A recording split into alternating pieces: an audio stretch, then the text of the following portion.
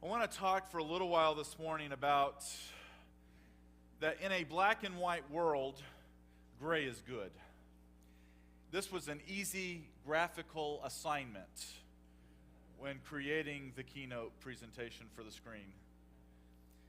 Black and white, in a world of black and white, gray is good. Let's invite the Lord to be here one more time. Father, as we open your word, don't just speak to us, change us. We ask this in your name. You know, I'm not the same person I was 2 years and 9 months ago when I got here. In fact, I'm not the same person I was when I was 18. I'm not the same person I was when I got married. For starters, when I got married, I weighed all of 190 pounds. And this week, I stepped on the scale in the office back there, and it coughed and muttered, "One at a time, please." I'm not the same person for a large variety of different reasons. And I would hope that you're not the same person that you were when you were 18. You know, I've learned a few things in life since I was 18. I know more about life today than I did when I was 18, but at the same time, I've also learned that I know less than I thought I knew. I look back on my life since I was 18. Since I turned 18, I've been to both college and graduate school and completed both. Since I was 18, I've traveled in 43 states. My dream is to get to the other 7 before my brother gets to his final 6. I've traveled in 13 nations around the world preaching the gospel of Jesus. I've read countless books. I've spent countless hours watching people and reflecting on the world's condition, the human condition. I've had time to reflect on Scripture, as all of these things have shaped and molded me in pastoral ministry, in writing sermons, and in doing day-to-day life.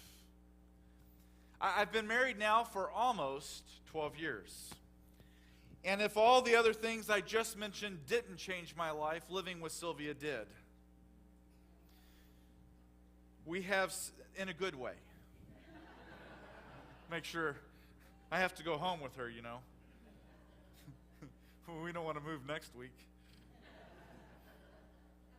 Changed me in a good way. We have a 6, will be 7 in just a month and a half-year-old boy who, as he's progressed through the early stages of his life, has probably taught me more about God than I learned in all of my seminary experience.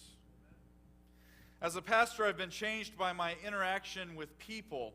As a shepherd of the flock of God, I've encountered hundreds of situations that, as I take time to reflect back on them, still leave me, making me pause in wonderment at how God accomplishes His will in the lives of people and His church.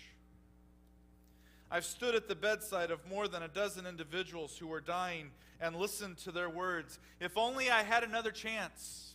If only I had 5 more years, I would have done this. I've held the hand of at least 5 different individuals as they took their last breath in life. And in 2 of those situations, I was in the room as those precious souls were taken off of life support. I've sat in the conference room with doctors and family members as they shared that their loved, as the doctor said to the loved one, there's nothing more we can do. I've buried too many children. I've done marriage counselings for more couples than I can count whose marriages are in disaster. I've seen the direct results of alcohol abuse, drug abuse, sexual addiction, bitterness, unresolved anger, and more. I've seen the worst in humanity, and I've seen the best in people. And serving as their pastor and serving as your pastor, witnessing and reflecting on it all, I've realized it's changed me. As I've traveled around the world where I've seen and experienced some of the most primitive living conditions, not carpet on the floor, just dirt. No bathroom, just a path and a shovel. I've sat at the table for supper where my host family, poor as they were, offered me everything in the house that they had, which literally was not much more than a slice of bread and a cup of water. I've listened to the stories of faith from people in Russia and Ukraine and Romania where I've traveled, how they would drape heavy cloth over the table to block out the light at midnight so that they could hand copy scriptures in the midst of a Soviet regime. And then they would take those papers, those treasures of scripture, and distribute them the next day in the marketplace. I've spent hours with pastors of different faiths and different religions and different worldviews. And some of them today, I can say, are still my close friends. In all of this, I believe that God has sought to change me, to shape me, and to make me into what He desires me to be. After all, does not Scripture say He is the potter and I am the clay? I have often felt His strong hands gently breaking me and remolding and reshaping me. And most often, simply reminding me that He is still by my side and not finished with me yet. Reminds me of that song I sang as a kid, He's still working on me to make me what I ought to be. All of this has given me a very different perspective, a very different worldview than the one I had when I was 18. After all, wouldn't it be odd and disappointing if after all these experiences I had not grown, I had not changed, or had not gained a different perspective on life? Wouldn't it be something terrible if after holding the hand of my good friend John in New Orleans, who had gotten sick, he went to the doctor. The doctor told him, "You have 4 weeks to live." I stood in the hospital room with him just an hour after that message had been given to him. I visited him in his home many times during those next 4 weeks. He was a man dying, and I wanted to make sure he was ready to meet his Lord. One day I was almost to Homa, 90 miles in the opposite direction from his house, when I got the phone call they were taking him back to the ER. We were in week 3 of his 4-week sentence. I turned my car around, I picked up my phone, and I called the members of Homa, and I told them the meeting would have to wait. I had to get to the hospital.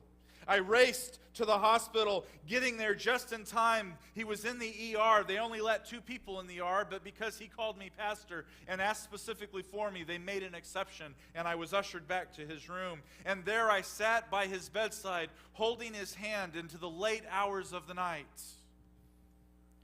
He was dying. In just a few hours' time after my arrival, he would be dead. But in those moments before death, he was completely aware of where he was and his surroundings. And he and I chatted. We even laughed about life.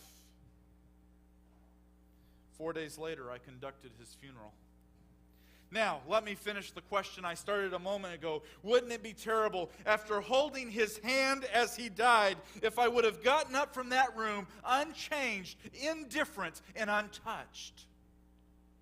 And yet, this is exactly what happens in the lives of far too many Christians. They allow their faith, their spiritual perspective, and their biblical knowledge to be unfazed by life's experiences. They live unreflective lives, and their faith and their theological ideas remain the same as when they were 18, or worse, when they were 4.